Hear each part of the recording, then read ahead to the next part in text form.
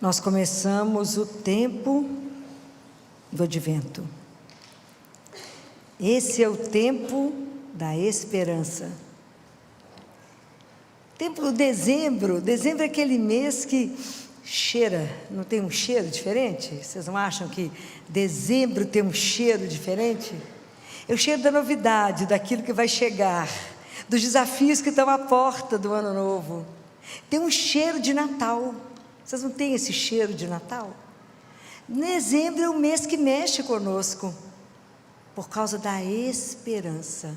Advento é um dos tempos de maior esperança da igreja, porque algo de novo vai acontecer.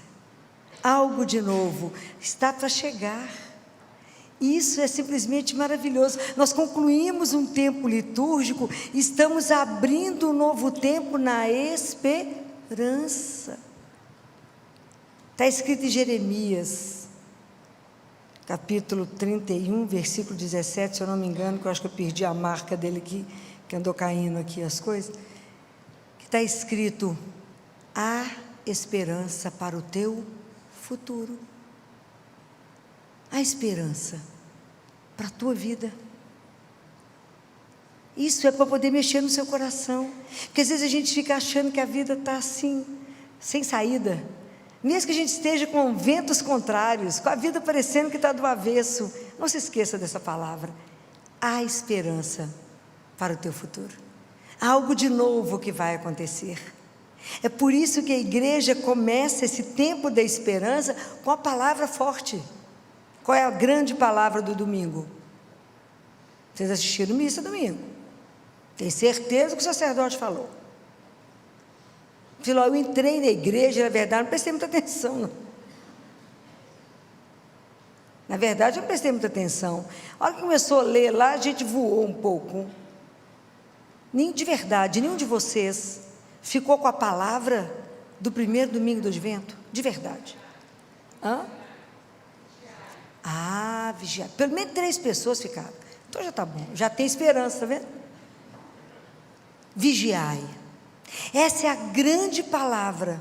Como é que a igreja abre o tempo do Advento? Vigiai, porque não sabeis o dia e a hora que o Senhor virá. Não sabemos. Ele já veio uma vez, mas ele voltará. Essa é a certeza que nós temos.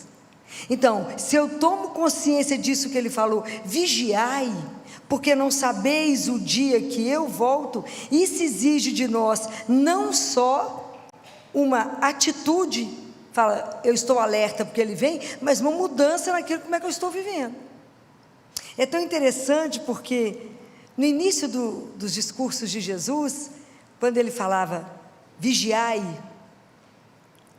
e orai, é a mesma coisa que convertei-vos e voltai. Estavam diante dele, e as parábolas de Jesus eram do tesouro perdido, da ovelha perdida, do tesouro do campo, eram essas parábolas. Essas agora, quando ele fala de novo do vigiai e orai, ele começa, são os discursos escatológicos. Vocês lerem lá em Mateus, que foi o evangelho de domingo, ele já tem a parábola do mordomo, a parábola das 10 virgens, a dos talentos, e depois o julgamento. Se vocês seguirem a sequência, ele muda a forma, porque Deus faz um apelo. O amor de Deus por nós é tão grande que ele não quer nos perder. Então ele fala: vigia, vigia, não sabeis o dia nem a hora. Então no evangelho de domingo são 2 parábolas pequenininhas, que Jesus fala assim. Está no capítulo 24, versículo 37. Como nos dias de Noé será a vinda do Filho do Homem. Com efeito, como naqueles dias que precederam o dilúvio, estavam eles comendo, bebendo, casando-se e dando em casamento, até o dia que Noé entrou na arca, e não perceberam nada até que veio o dilúvio e os levou a todos. Assim acontecerá na vinda do Filho do Homem. Estarão 2 homens no campo, um será tomado e o outro deixado. Estarão 2 mulheres moendo no moinho, uma será tomada e a outra deixada. Vigiai, portanto, porque não sabeis em que dia vem nosso Senhor. Compreendei isto: se o dono da casa soubesse em que vigília viria o ladrão, vigiaria e não permitiria que a sua casa fosse arrombada. Por isso também vós ficais preparados, porque o Filho do Homem virá numa hora em que não pensais. Então são duas parábolas. A primeira, que o pessoal comia, bebia. Então, aqui Jesus vai nos alertando para que a nossa vigilância, porque nós vamos vivendo numa rotina que a gente não percebe mais nada, a gente vai sendo levado pela rotina, vai vivendo uma normose e acha que está tudo bem, e de repente ele chega. Qual é a grande palavra que é contrária à vigilância? Talvez o sacerdote tenha dito. O que corrói a vigilância? O que corrói a vigilância? A nossa dispersão. Esse é o grande inimigo. Por que a gente vive disperso? Porque perdemos a consciência da nossa identidade. Eu vou morrer falando isso para vocês. Qual que é a nossa identidade? Qual é a nossa identidade? Filho de Deus, mas nós esquecemos ela. Então, por que a gente é disperso? Por que a gente vive nessa rotina, consumido pela rotina, vivendo só no aqui e agora, no efêmero? Por quê? Porque estamos vazios de interioridade, nós somos vazios de sentido, nós perdemos a noção do horizonte, nós não temos noção de futuro. Por que temos medo do futuro? Porque somos vazios. Então, como eu não tenho visão para frente, eu quero viver aqui agora. Então, não é nada contrário a comer, beber, casar, não é isso. Eu estou falando que a gente só concentra nisso sem consciência do depois. Então ele fala: vigia, acorda. Por que eu estou disperso? Porque eu estou vivendo somente em si mesmado em mim. É somente nos meus pensamentos, nas minhas emoções. Mas eu não tenho sentido maior, nem do mundo, nem de mim, nem para onde eu vou. Como eu perdi a perspectiva de esperança e de horizonte, eu tenho medo demais do futuro, então vou viver agora. Então a gente não quer nem pensar que Jesus vai voltar. A gente não quer nem pensar que isso vai acontecer. Fala: nem Filó, nem vou estar aqui no fim do mundo. Mas se você morreu hoje, seu fim do mundo chegou. Ou eu estou falando mentira? Não, porque o encontro já aconteceu. Então hoje, para quantas pessoas foi o fim do mundo? Para milhares que morreram hoje. Está vendo como é que a gente não tem essa dimensão? Então a gente vive em outro lugar. Então a dispersão nos tira do centro da nossa vida. Qual deveria ser o nosso centro? É Jesus. A vida do cristão tem que ser como um girassol. O girassol não gira somente para a luz. A nossa luz é Jesus. Então a gente deveria estar voltado somente para Ele. E quando o sol se pôr, fica parado esperando para onde Ele vai voltar. E não ficar disperso. A gente perde toda a energia voltada para aquilo que não nos leva a nada. Estou falando alguma mentira? Não. E a segunda parábola, quando Jesus fala: se o dono da casa soubesse que dia viria o ladrão. Que casa é essa que ele está falando, gente? Somos nós, é a nossa construção, somos nós que estamos sendo consumidos, corroídos pelo tempo, pela pressa, por um tanto de nada que não nos leva a lugar nenhum. Nós estamos perdendo o sentido de tudo. Então, quando Jesus fala vigiai, Ele fala vigiai e prestai atenção. Nós temos que ter meta, nós temos que saber onde queremos chegar, senão a gente vai viver só. E Ele fala: cuidado para que vocês não fiquem embriagados. Cuidado, presta atenção, para que vocês não vivam só com as coisas da comida, só da gula, das orgias. Cuidado, para que a gente também não se embriague de outras coisas. Quais são as coisas que a gente pode embriagar? Que não é bebida. Eu posso embriagar com a minha beleza. Eu posso achar que eu sou demais. Eu posso me embriagar pelo meu sucesso. Sou a melhor profissional que existe no mundo. Eu posso embriagar com a minha conta bancária. Eu posso embriagar com o meu status. Então eu posso vir embriagado de um tanto de coisa que me tira da sobriedade, de onde o meu centro é Jesus. A única embriaguez que não nos tira do centro é qual embriaguez? São Paulo fala disso, qual é? Embriagai-vos de quem? Do Espírito Santo de Deus. Essa é a única que não nos tira do ponto. Então cuidado, porque o mundo está aí para nos enrolar mesmo, e não tem jeito de abrir a porta para Deus e para o mundo. Cuidado para isso. E Jesus fala: vigiai e fiquem prontos, porque não sabeis o dia e a hora que Ele vem. Assim como Ele mandou o povo de Israel comer a última ceia de pé, arrumado para sair, lembra disso? Assim como o mordomo tem que estar pronto, esperando o Senhor voltar para servi-lo. Estejam prontos, porque não sabemos o dia nem a hora. E como que a gente acha que isso é longe? Ah, filho, Jesus vai voltar? Eu tenho certeza. Vocês têm não? Absoluta. Que Ele vai voltar, não tem dúvida nenhuma disso. Posso não estar aqui, mas que Ele vai voltar, vai voltar. É a última promessa que falta Ele cumprir. Claro que Ele voltará para nos buscar. Isso vai ser um escândalo. Então isso tem que estar pronto. Será que hoje eu estou pronta se Ele chegar? E a outra coisa que Ele fala é: vigiai e orai. Lembra quando Jesus falou isso? Jesus falou, para quem que Ele falou vigiai e orai? Para quem que Ele falou? Vou pôr vocês para estudar.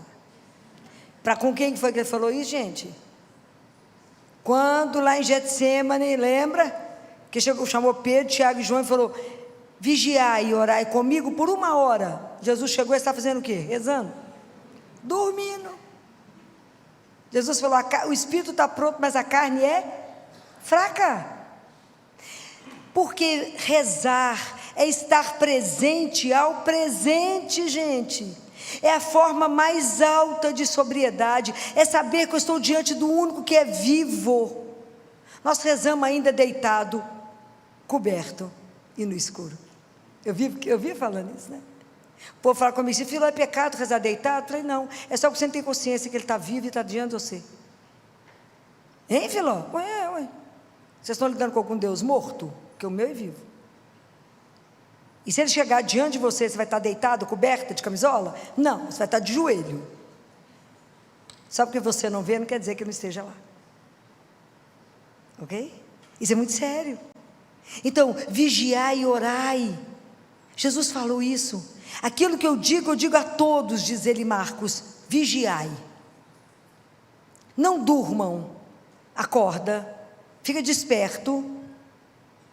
E é tão interessante que a Bíblia tem uma comparação do sono daquele que dorme, do que está alerta.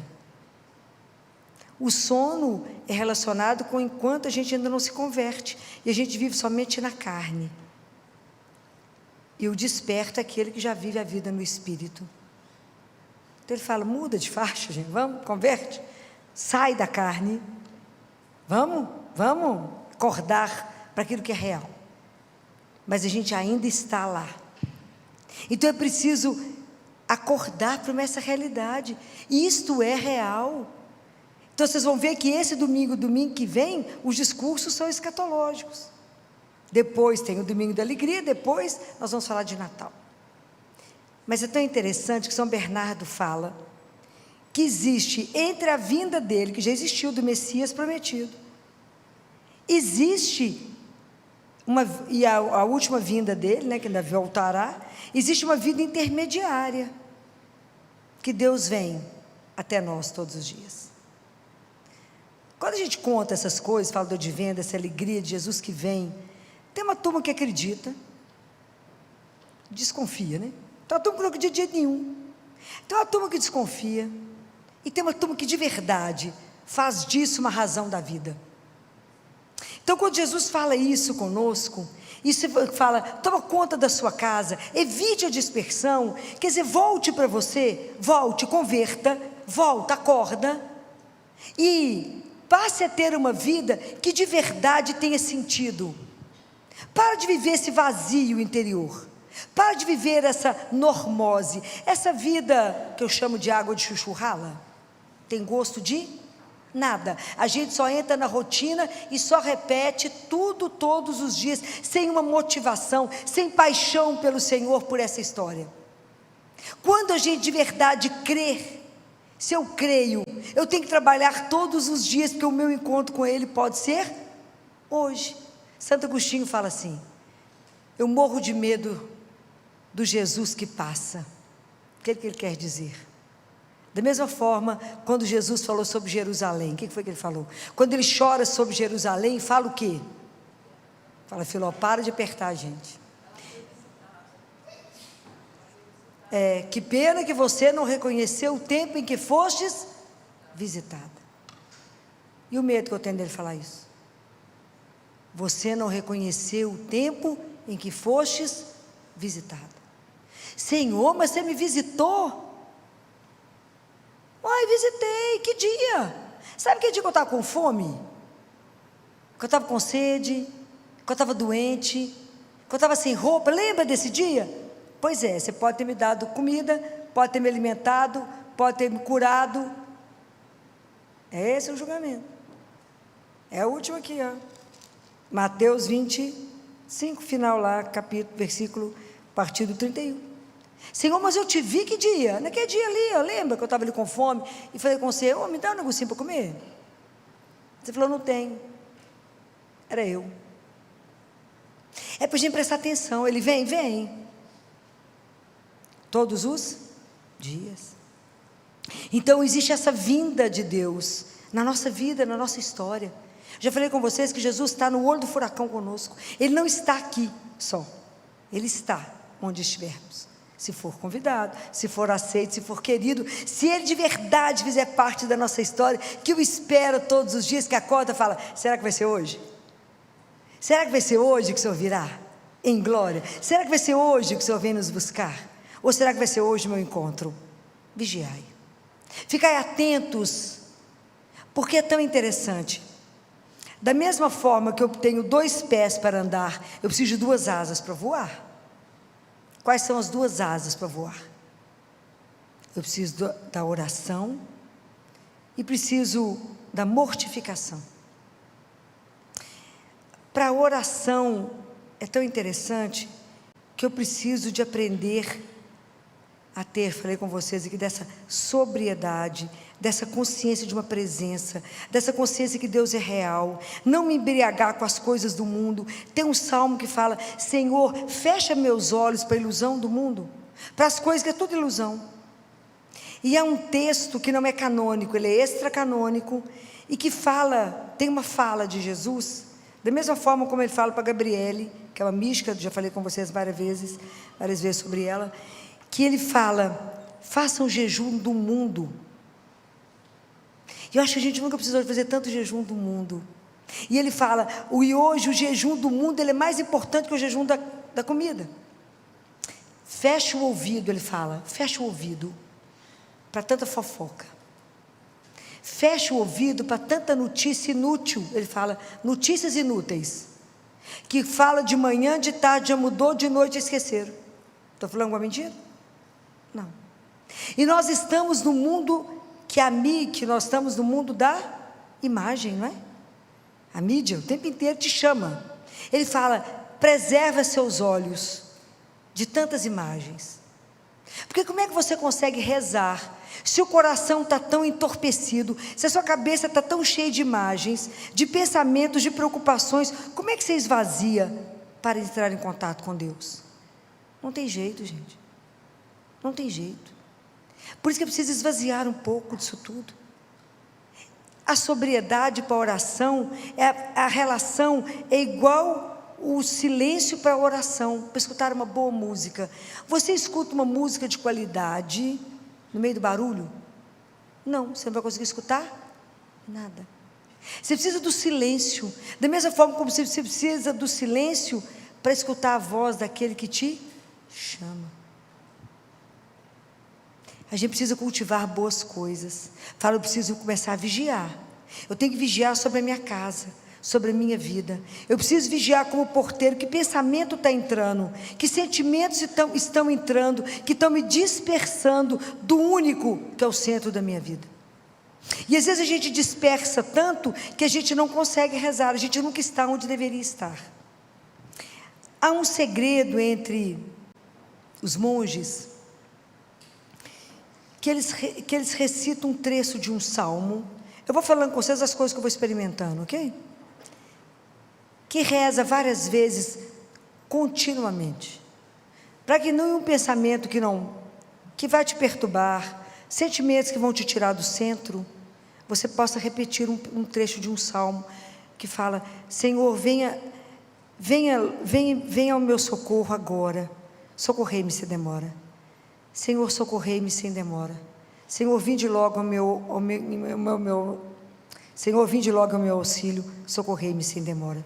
Senhor, vinde logo em meu auxílio, socorrei-me sem demora. E vocês vão repetindo isso. Em vez de você ficar pensando que não presta, com sentimentos que estão te corroendo, te tirando do centro de Deus, fala: Senhor, vinde logo em meu auxílio, socorrei-me sem demora. Senhor, vinde logo em meu auxílio, socorrei-me sem demora. Eu tenho repetido isso continuamente. Tem algo para resolver, fala: Senhor, vinde logo em meu auxílio, socorrei-me sem demora. Ninguém precisa perceber que você está falando isso. Vai falando isso no seu coração. Nosso contato é com o Senhor, nosso Deus. Me mantenha vigilante com um olhar fixo. Será que é hoje? Vigiai. Olhe como é que está a sua vida, se o encontro for com Ele, agora. Olha onde você está centrando a razão da sua história. Olha de verdade se você constrói como uma vida que opera, como uma vida que tem sentido, como uma vida que faz acontecer por causa dEle, não é por causa de você, por causa dEle. Então, por causa dEle, minha vida tem uma ação. Por causa dEle, eu preciso transformar as coisas. Por causa dEle, eu preciso anunciar. Por causa dEle, eu estou aqui para falar isso com vocês. Somente por causa dEle. Falo com vocês: vigia, estejam vigilantes, porque não sabemos que hora Ele vai chegar. Não sei se vocês viram o depoimento de um sacerdote em São Paulo, eu esqueci o nome dele, eu prometo trazer, que estava no 4º andar de um prédio em São Paulo, na noite de Natal, dia 24 para o dia 25, alguém viu isso? Não. E ele falou que eles estavam já preparados para a ceia, estavam reunidos à mesa, eu não sei quantos sacerdotes eram, eu vi o depoimento desse sacerdote mais velho, e ele falou que a mesa deles, na verdade, era uma caixa de papelão, e a ceia era um pão velho, um tomate feio e um orégano. Como não tinha queijo, ele gostava de cozinhar, ele fez um leite engrossado com maisena. Enquanto eles estavam preparando, eles falaram: seria muito bom se um pobre viesse comer conosco, porque seria Jesus.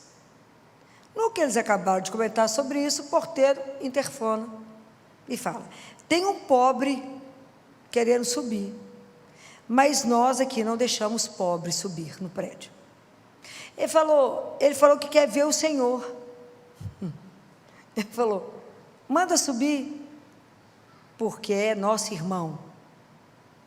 Ele chegou, estava muito sujo, eles deram uma roupa para ele limpa, para que ele se trocasse, indicaram o banheiro, falou: aqui o banheiro só pode trocar, depois venha sentar para comer conosco.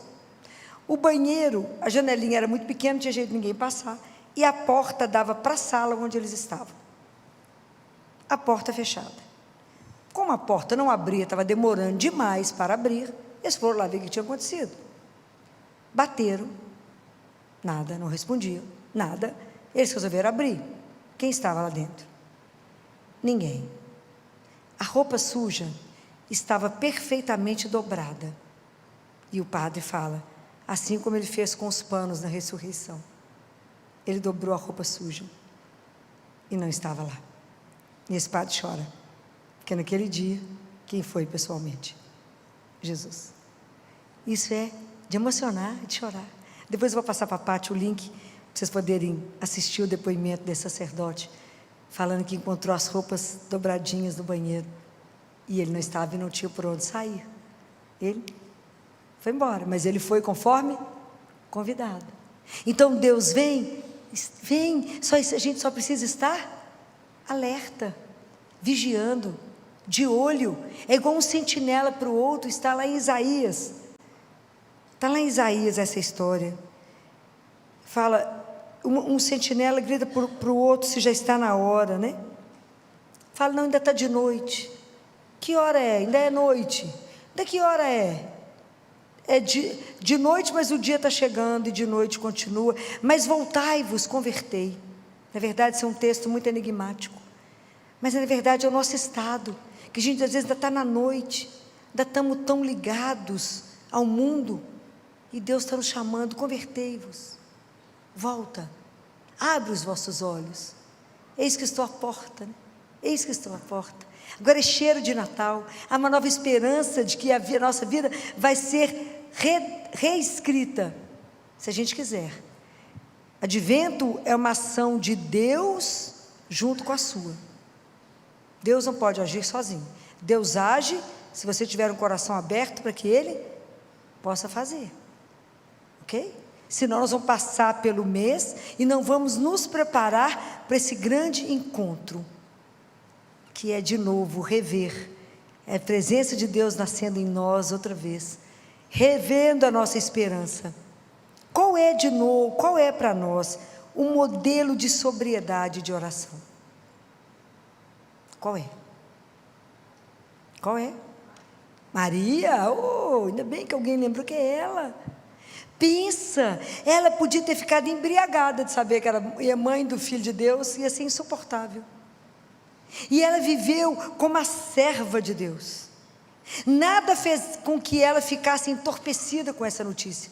Imagina, ela trouxe a palavra ao mundo. Imagina, ela deu vida, ela fez vir ao mundo o Salvador, o Filho do Altíssimo, o Criador. E ela não ficou cheia dela mesma, viveu na humildade e sem perder o foco na vida dela, que é viver para Deus, gente. Nós temos que pedir a Ele a graça de viver um dia de cada vez somente para Ele. Fala, me dê a graça de viver hoje. Eu falo isso com o meu anjo da guarda, me ajuda. Eu falo com ele, hoje é 2 de dezembro. Me ajuda a viver cada minuto desse dia conforme Deus deseja, me ajuda. Se Ele quiser que eu ande para a direita, eu vou andar para a direita. Se Ele falar, fica parado, fica parada. Se Ele viver para a esquerda, anda para a esquerda. Me ajuda a viver só por hoje a vontade dEle. E todo dia eu repito a data do dia e falo com Ele, só por hoje a vontade do Senhor. Só por hoje as pessoas que Ele quiser que me telefonem, que eu vou ligar, as pessoas que eu tiver que encontrar, só por hoje a vontade dEle em cada minuto do meu dia. Me ajuda. Porque sem a graça de Deus eu não farei nada, eu vou viver só para mim. Nem vou lembrar que Deus existe. Vou estar tão em si mesmada, vou estar tão voltada para mim mesma, tão embriagada de tudo que eu sou, tão bacana, que eu nem vigio, nem imagino que Deus existe, muito menos que Ele vai voltar e atrapalhar meus planos, imagina. Prestem atenção, a vida espiritual é real. Deus de verdade veio, de verdade Ele vem todo dia, e de verdade Ele voltará em glória, de novo. Da outra vez foi na humildade, depois será na glória, mas Ele vem escondido, todos os dias. Vamos pedir a Nossa Senhora, que nos dê a graça, assim como ela viveu centrada em Deus, na sobriedade, que ela interceda por nós junto a Jesus, e que de verdade nos dê um tempo novo de advento, uma preparação, de verdade, não só porque Ele virá, mas quem é que eu espero? Então eu tenho que me preparar para o meu encontro, é com Ele, e com mais ninguém, é com Ele. Eu quero de verdade estar de olho nele, de verdade eu quero ser olhada nos olhos por Ele, de verdade eu quero estremecer diante dEle, de verdade. Eu quero que minhas pernas faltem nessa hora, para que Ele me dê o caminho e falar, é isso ou não é isso? De verdade, eu quero que Ele olhe como é que está o caminho. De verdade, eu quero que Ele olhe como é que está o estado da minha alma. De verdade, eu quero que Ele corrija. De verdade. Eu quero um encontro. De verdade, eu quero que a esperança renasça. De verdade, eu quero dar um grito de alegria e dizer, mesmo que a gente esteja sobre esses tempos tão confusos, onde a gente vê o mal crescendo, onde a gente vê a violência, onde a gente vê só a injustiça nesse mundo, e fala, será que não tem jeito? Eu falo, mas Ele virá, e todas as coisas chegarão no seu lugar. Deus não vai nos perder. Por isso esse grito da igreja. Por isso Deus faz esse apelo e fala com cada um de nós: vigia, porque eu não vou te perder. Vigia, porque o meu amor por ti é muito grande. Vigia, porque eu posso chegar hoje. Esteja atento para o meu cheiro, além do cheiro do Natal. Perceba o meu rastro, porque eu estou a caminho. Eu estou mais perto que vocês possam imaginar. Vamos pedir a Nossa Senhora, assim como a senhora viveu o primeiro advento do mundo em silêncio e sozinha, ela viveu o advento sozinha. Hoje a gente tem a oportunidade de viver o advento juntos. Ela viveu sozinha, ela era uma menina. Imagina o tamanho de tudo isso que estava acontecendo. Vamos pedir a ela: me ajuda, Senhora. Eu não quero só um tempo de correria, de compra e de tanta celebração. Eu quero uma outra celebração. Eu quero reconstruir essa casa, mas o centro dela tem que ser Jesus. Assim como a senhora esteve sóbria o tempo inteiro e sempre voltada para Deus, nunca perdeu o seu tempo de oração. Me ajuda a fazer de verdade um novo tempo para mim, o tempo do advento. De verdade me preparar para que esse tempo não seja como um outro Natal, como um outro começo de ano, mas um novo ano, um novo celebrar a vinda de um Deus que nos ama, que nos buscou para nos transformar completamente e nos dar o direito de uma vida que é eterna. Vamos prestar atenção nisso, vamos pedir a ela que nessa noite ela olhe para nós, para cada um. Nós somos seus filhos. Nossa Senhora cuida de nós. Ela nos ama, ela não tem ninguém que nos quer mais perto do filho dela que ela. Vamos pedir a ela: nos ajude, Senhora. Nos ajude na nossa miséria. A Senhora que conhece a nossa fraqueza, que conhece o quanto nós estamos dispersos, o tanto que dentro de nós está tudo tão quebrado, Senhora, o tanto que estamos muitas vezes em migalhas, em frangalhos, perdemos a noção de tantas coisas, nos perdemos nesse mundo, perdemos Jesus, Senhora. Nos ajude a reencontrá-lo, nos ajude e nos dê a graça da sobriedade, a graça da oração, a graça de voltar a Deus. Nos ajude a vigiar, nos ajude a esperar, nos ajude a ter esperança, que o nosso futuro tem uma possibilidade, que Deus é que tem a última palavra, que apesar de todo o mal do mundo, de toda a violência, existe a última palavra, que é de Deus, que a última coisa que irá vencer é o bem, é o amor, é Deus irá vencer o mal nesse mundo, e que Ele enxugará as nossas lágrimas, os reencontros acontecerão, e viveremos um tempo onde o amor, a paz e a alegria serão o que viveremos todos os dias, na presença dEle e vossa Senhora. Que a Senhora interceda por nós essa noite, e que a gente possa sair dessa igreja com o coração acalentado pela doçura da sua santíssima presença. Louvado seja nosso Senhor Jesus Cristo. Para sempre seja louvado. Você pode ficar de pé?